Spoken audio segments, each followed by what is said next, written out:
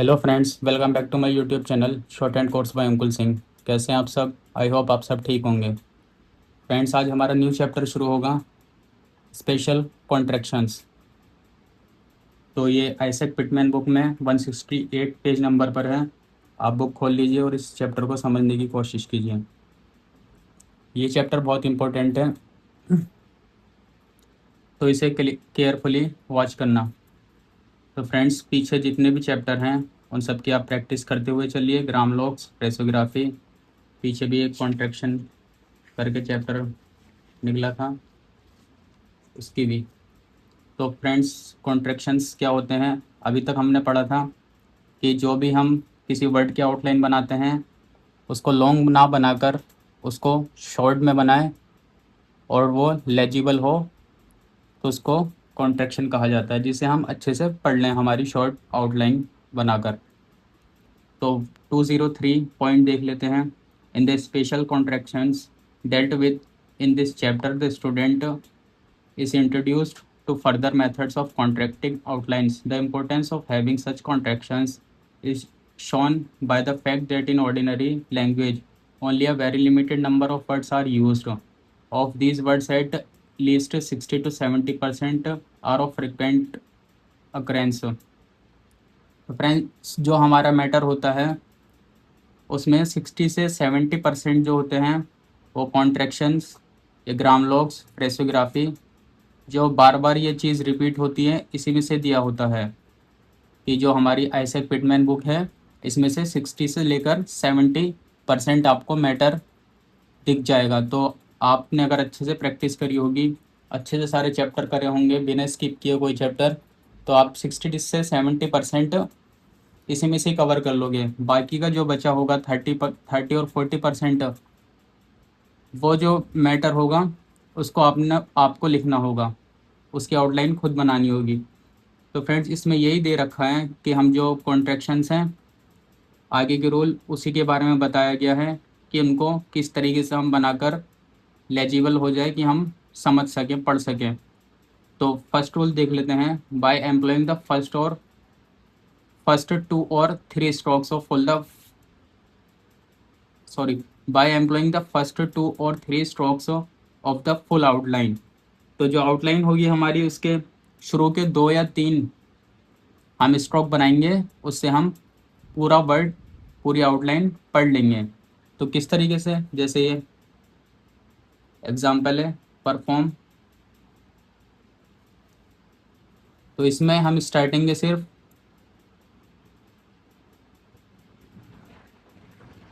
3 strokes बनाएंगे, PRF, 3 consonant, ई को हम छोड़ देंगे, ये तो वोवेल है। तो इस तरीके से परफॉर्म हो जाएगा ये। नेक्स्ट, एडवर्टाइजमेंट, हमने डी बनाया, VR लगा दिया, तो इसको एडवर्टीजमेंट पढ़ेंगे। अगर ये आपको लेजिबल ना हो तो आप इस तरीके से भी एडवर्टीजमेंट लिख सकते हैं, इससे और थोड़ा क्लियर हो जाएगा। नेक्स्ट,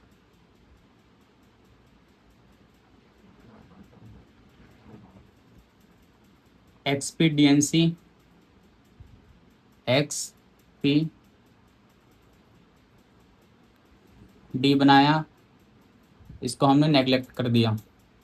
तो इतनी आउटलाइन से हमें समझ आ जाएगा कि एक्सपीडियंसी लिखा हुआ है। फिर रेगुलर,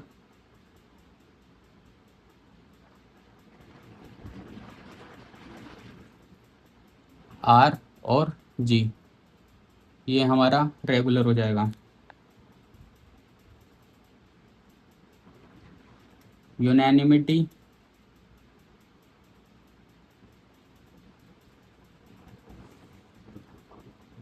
UN, एक और N, लास्ट वाला ही, ये हम यूनैनिमिटी पढ़ेंगे। तो इसमें और भी एग्जांपल्स हैं बुक में, सेक्शन 1 से 3 में इसका जिक्र है, वो भी देख लें आप। तो ये जितने भी कॉन्ट्रैक्शंस इस बुक में आएंगे, इस चैप्टर में सॉरी, तो उनकी आप प्रैक्टिस करना अच्छे से, इसको अच्छी तरीके से याद कर लेना। ये इसी तरीके से सेम जैसे हैं ठीक वैसे ही यूज़ होंगे। नेक्स्ट रूल देख लेते हैं, B part, by medial omission. तो जो वर्ड के मिडिल में कुछ वर्ड्स वो लेटर होंगे उसको हम ओमिट करेंगे, जैसे इंटेलिजेंस,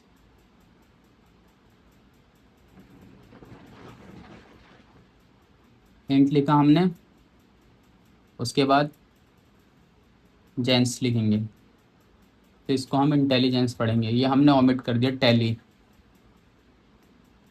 सिंपैथेटिक,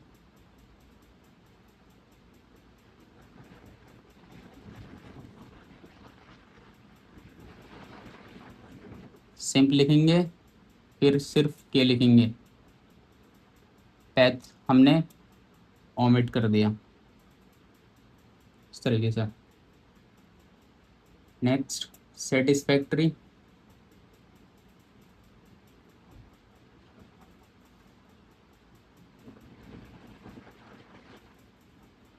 सेटिस लिखा,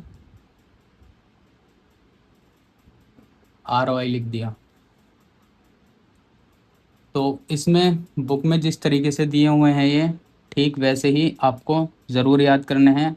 इनका यूज़ बहुत आगे हम मैटर लिखोगे तो ये वर्ड्स बार बार रिपीट होंगे कॉन्ट्रैक्शंस, तो इसलिए आपको दिक्कत ना हो, अच्छे से इसकी प्रैक्टिस कर लें। नेक्स्ट रूल देख लेते हैं, बाय यूजिंग लोगोग्राम्स। तो जो हमारे लोगोग्राम्स थे, जैसे वर्ड है थैंकफुल, थैंक का ग्राम लोग इस तरीके से था, अब इसी में हम फुल लगा देंगे, तो लोगोग्राम से भी हम कॉन्ट्रैक्शन बना सकते हैं। समथिंग,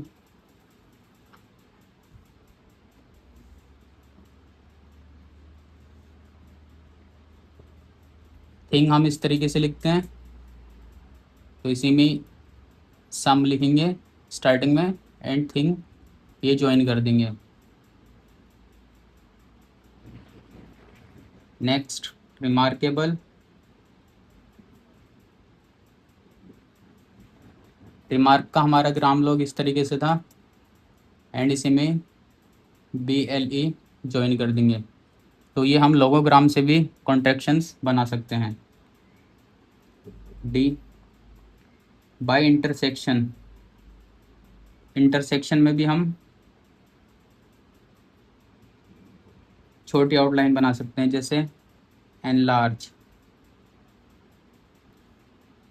तो इसमें हम एन को इस तरीके से लिखेंगे, लार्ज का हमारा ग्राम लोग ये था अबव द लाइन, तो हम लार्ज से इसको इंटरसेक्ट कर देंगे, तो मतलब जो आउटलाइन हम कट करके बनाएंगे उनको इंटरसेक्शन कहते हैं।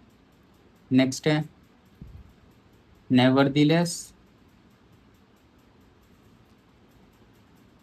एन से नेवर, एन एन लिखा, एन से एन को पढ़ेंगे, फिर इसमें वी आएगा, वी से इसको इंटरसेक्ट कर देंगे, तो ये नेवरदीलेस। नेक्स्ट है नॉट विथ स्टैंडिंग,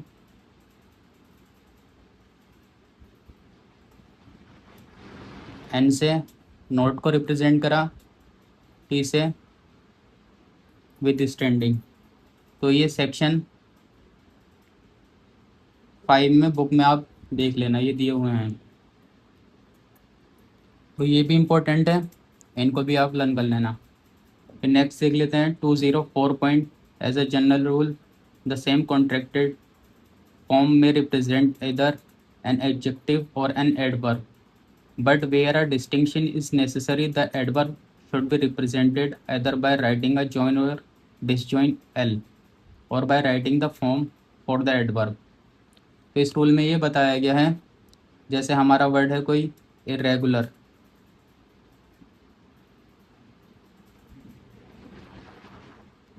ये हमारा एडजेक्टिव है, इरेगुलरी, इरेगुलरली ये हमारा एडवर्ब है, तो रेगुलर हम इस तरीके से लिखेंगे, कॉन्ट्रैक्शन इसका इस तरीके से बनाएंगे। अब हमें एडवर्ब बनानी है तो इसमें हम एल ज्वाइन कर देंगे। Next word substantial. सब्सटेंशियल हम इस तरीके से लिखेंगे, ये एडजेक्टिव है और ये रेगुलर एडवर्ब भी है। तो अगर सब्सटेंशियली आ जाए तो इसमें हम एल रिप्रेजेंट करेंगे।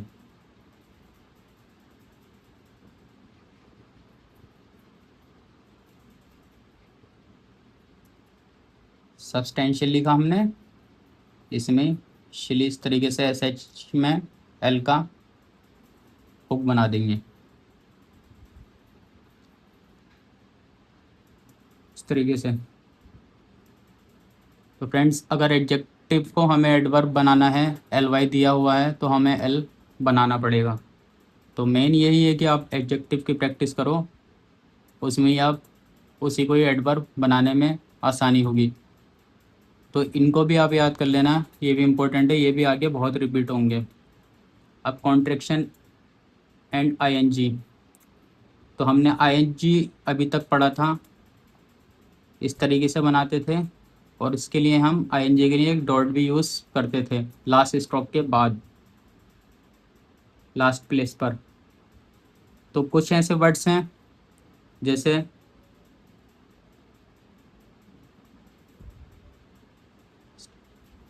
Distinguishing,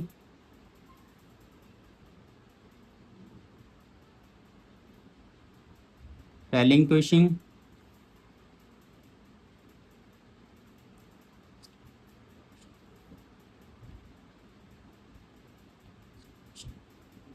extinguishing.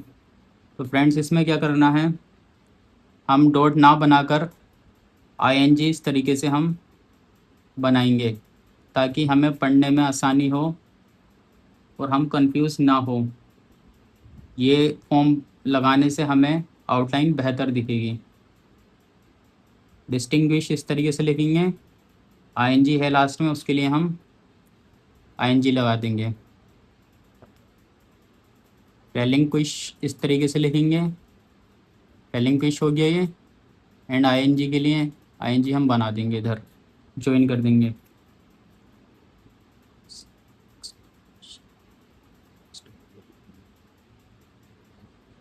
एक्सटिंग्विश के लिए हम इस तरीके से बनाएंगे, लास्ट में आईएनजी है तो इस तरीके से आईएनजी लगा देंगे। एक वर्ड और देख लेते हैं, रिकॉग्नाइजिंग। अगर हम रिकॉग्नाइजिंग को इस तरीके से लिखेंगे तो हमें पढ़ने में थोड़ा टिपिकल लगेगा, लेजिबल नहीं होगी आउटलाइन। इसको भी हम इस तरीके से बना देंगे, रिकॉग्नाइज लिखा एंड इसमें आईएनजी हम बना देंगे, ज्वाइन कर देंगे। तो इस तरीके से ध्यान रखना है, कुछ वर्ड्स में आईएनजी हम पूरा बनाएंगे।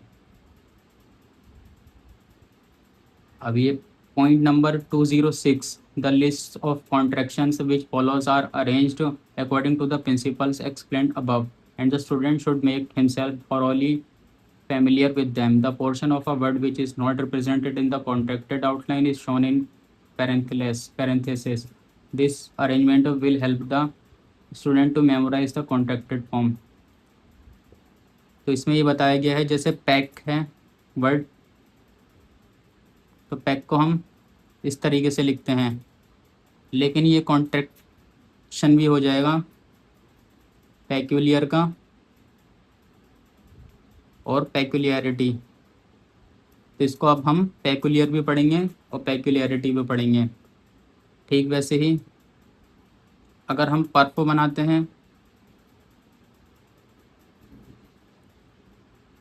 तो इसको हम परफॉर्म पढ़ेंगे और परफॉर्म्ड। तो ये परफॉर्म्ड का कॉन्ट्रैक्शन हो गया।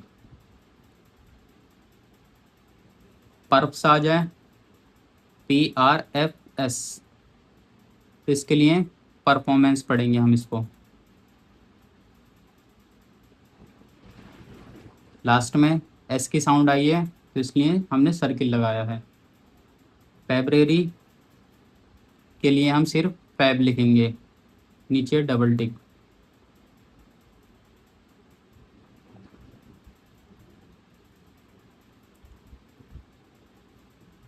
फैम अगर हम बनाएंगे एफ और एम, फैमिलियर, फैमिलियरिटी पढ़ेंगे।